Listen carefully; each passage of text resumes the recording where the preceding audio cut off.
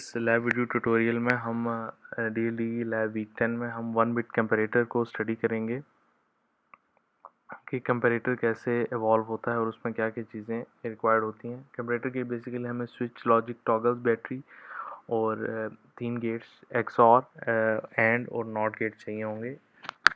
ये गेट्स हमें चाहिए होंगे फॉर और रीज़न जिसमें हमने उसको किस तरह इवॉल्व करना है। तो सबसे पहले हम इसकी 1 बिट मैग्नीट्यूड कंपैरेटर की ये इक्वेशंस देख लेते हैं जिसमें इसे फुली डिस्क्राइब किया गया है। 1 बिट मैग्नीट्यूड कंपैरेटर बेसिकली हमें ये बता रहा होता है कि जो 2 बिट्स हमने हमारे ऑपरेशंस में टेक पार्ट कर रही हैं उनमें कितना डिफरेंट है, और वो क्या अगर डिफरेंट है हमारी जो हम जिनको यूज़ कर रहे हैं, अगर 2 बिट्स हैं ए और बी, तो उनमें जब डिफरेंस आएगा यानी एक 0 होगी और एक 1 होगी तो वो हमें शो कर देगी कि हमारी एक बिट छोटी है और एक बिट बड़ी है। और अगर दोनों इक्वल होंगी तो तब भी हमें वो बता देगा with the help of LED glowing कि ये दोनों बिट्स इक्वल हैं। तो 1 बिट कंपैरेटर में बेसिकली हम यही सब फिनोमेना यूज़ कर रहे हैं। इस चीज़ को प्रैक्टिकली देखने के लिए हमें ये सर्किट जो है ये इवॉल्व करना पड़ा, जिसमें हमारे पास 2 इनपुट्स हैं, दोनों इनपुट ए और बी। ये एक नॉट हो रही है, बी के साथ भी एक नॉट हो रही है और एक सिंपल जा रही है। हमें जब A is greater than B कराना पड़ा तो हमारे पास हमने ए से इनपुट 1 ले ली और बी से इनपुट जो नॉट की इनपुट थी वो ले ली।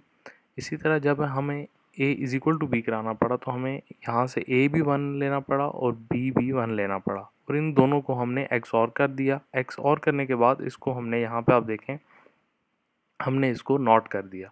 नॉट किया तो हमारे पास जो कंडीशन आ गई वो a is equal to B आ गई, यानी इसमें दोनों बिट्स जो थी वो बराबर आ गई। नेक्स्ट लेवल में जब हम गए तो हमें एंड करना पड़ा, क्योंकि उसमें हमने ये शो कराया कि ए जो है वो बी से छोटा है। तो इस चीज़ के लिए हमें एंड इवॉल्व कराना पड़ा जिसने हमें ये शो करा दिया कि ए बी से छोटा है। तो इस तरह हमने ये तीनों कंडीशंस यहाँ पे कंफर्म फुलफ़िल कर ली with the help of logic gates के जो बिट्स हैं उनके मुख्तलिफ रिज़ल्ट्स भी हम कंपाइल कर सकते हैं। इसी के लिए हम आगे ट्रुथ टेबल देखते हैं जिसमें हमें ये बता रहा है 2 इनपुट्स हैं। अभी हम यहाँ से अगर जज करें तो ए भी 0 है, बी भी 0 है, तो इसमें होना ये चाहिए कि A is equal to B. तो देखें वो वाली बिट 1 है। इसी तरह नेक्स्ट रो में आ जाएं तो ए 0 है, बी 1 है, इसमें A is less than B, तो हमारे पास A is less than B वाली बिट ऑन है। इसी तरह ए 1 है, बी 0 है थर्ड रो में, तो हमारे पास A is greater than bit वाली LED ऑन है। ए भी 1, बी भी 1, तो हमारे पास A is equal to B वाली बिट जो है वो 1 है। इस सिचुएशन में हमने ये प्रूव कर लिया कि हमने इस तरह का टेबल बनाना है जो कि हमारे पास इन तीनों कॉलम्स को फुलफ़िल करे और इन तीनों कॉलम्स को कोऑपरेट करे। इसको बनाने के लिए हमने ये सर्किट जो था ये इवॉल्व कराया और इसी को इम्प्लीमेंट कर दिया हमने हमारे सॉफ्टवेयर मल्टीसिम सॉफ्टवेयर में। इसमें कंपोनेंट्स के लिए हम इसके टॉप लेफ्ट कॉर्नर पे जाते हैं, प्लेस सोर्स में इधर से हम क्लिक करते हैं, DC पावर और ग्राउंड एक्सट्रैक्ट करते हैं, ग्रुप सोर्स ही रहता है। फिर हम बेसिक्स में चले जाते हैं, बेसिक्स में डिप स्विच 9 को हम मोस्ट कॉमन स्विच है इसको हम यूज़ कर लेते हैं। इसको इधर कंट्रोल करने के लिए, इनकी लॉजिक कंट्रोल करने के लिए इसको हम यूज़ कर लेते हैं।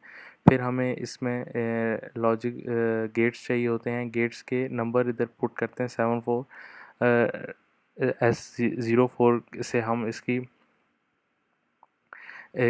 गेट्स की आउटपुट इधर से पुट कर सकते हैं, जिसमें हमें पता चल रहा है कि 7404 नॉट है। इसी तरह मैं यहाँ पे पुट करता हूँ 7408, इट मीन्स कि ये एंड है।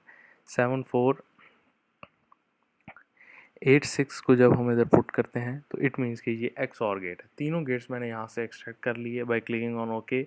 मुझे LEDs चाहिए थी, LEDs जिसमें से मैं अपने रिजल्ट्स चेक कर सकता। इंडिकेटर्स में हमने क्लिक किया, LED big green, LED red, LED और हमारे पास ब्लू भी आ गई। तो इस तरह हमने ये तीनों LEDs यहाँ से एक्सट्रैक्ट कर ली और इनको मैंने यहाँ पे पुट कर दिया 1 बाय 1। जब जैसे ही इनको हमने यहाँ पे पुट किया तो हमने देखा कि हमारे ये आपस में कनेक्शंस कनेक्टेड हैं। हमारे पास स्विचेस से हम इनकी लॉजिक जो हैं वो कंट्रोल कर सकते हैं। लॉजिक कंट्रोल करने के लिए 2 स्विचेस हमने यहाँ पे पुट कर दिए और इनको कनेक्शन दे दिया मैंने इसके साथ बैटरी के साथ। बैटरी को हमने 5 वोल्ट रखना होता है। तो इसी तरह देखें, पहला जो एंड गेट है इसको हमने 1 और इधर से हमने इसको 0 दिया, यानी ये वो शो करेगा जब हमारे पास 1 जो है वो लेस देन 0 हो। तो अभी हमारे पास सिचुएशन, हमने इसको रन नहीं किया हुआ। इसको डिफ़ॉल्ट में लाने के लिए हम देखें, हम इसमें भी हमारे ये भी 0 है और हमारे पास बी भी 0 है। इट मीन्स कि हमारी ये वाली जो एलईडी है ये ग्लो होनी चाहिए। इसमें एक्स और लगा हुआ है जिसकी एक इनपुट हमारी 1 है और दूसरी भी इनपुट हमारे साथ बी के साथ भी 1 है। तो इसको इस सिचुएशन में इसको ऑन होना चाहिए। हमने इसको भी 0 किया, इसको भी 0 किया और जब इसको प्ले किया तो हमारे पास ब्लू वाली एलईडी ऑन होगी। इट मीन्स कि हमने A is equal to B की जो वेरी फार्मूला था वो हमने एवॉल्व कर लिया। अब इसी तरह मैं इसको करता हूँ तो जिसमें हमारे पास A is greater than B है, यानी A is less than B है, ए 0 है और बी का कनेक्शन 1 है, तो हमारे पास ग्रीन वाली लाइट ऑन हो जाएगी।